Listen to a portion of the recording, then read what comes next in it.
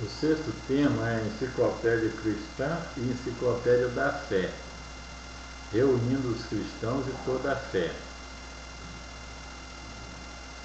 Antigamente, antes da internet, era das memórias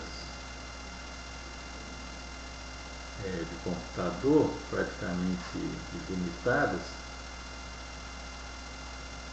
Agora é fácil você comprar um pendrive de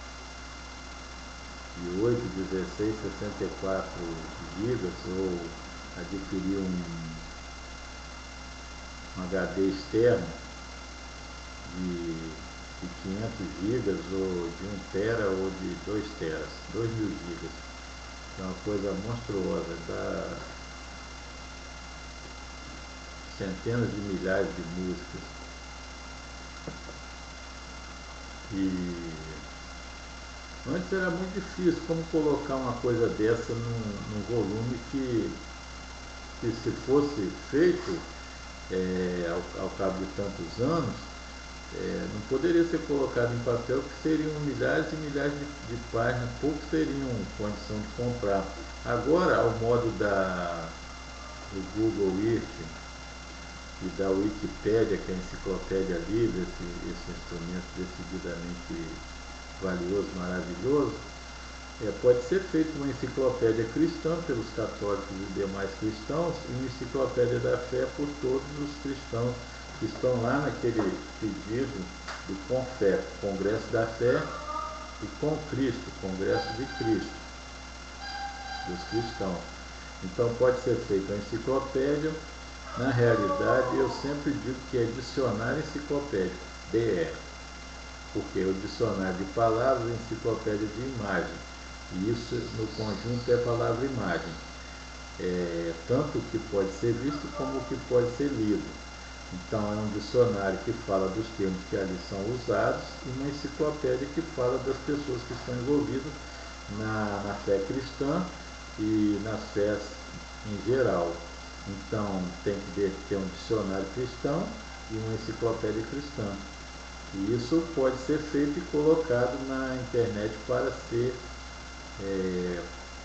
construído coletivamente e com um gerente de retaguarda para não sair nem bobagens nem coisas ofensivas. Então, reunimos todos os cristãos e toda a fé. Esse é o propósito. Reunir, se vai haver globalização, obviamente tem que ser globalizado tudo, tem que ser globalizado a magia e arte, teologia e religião, filosofia e ideologia, ciência e técnica e a matemática. E aí do outro lado tem que ser globalizada a agropecuária, extrativismo, indústrias, comércio, serviço e banco. Então globalização é a globalização do dicionário todinho. Globalização da confiança, globalização do trabalho, globalização da amizade, globalização do conhecimento e assim por diante. Tem que globalizar tudo. Então tem que globalizar o cristianismo, os cristãos, né? E tem que globalizar a fé.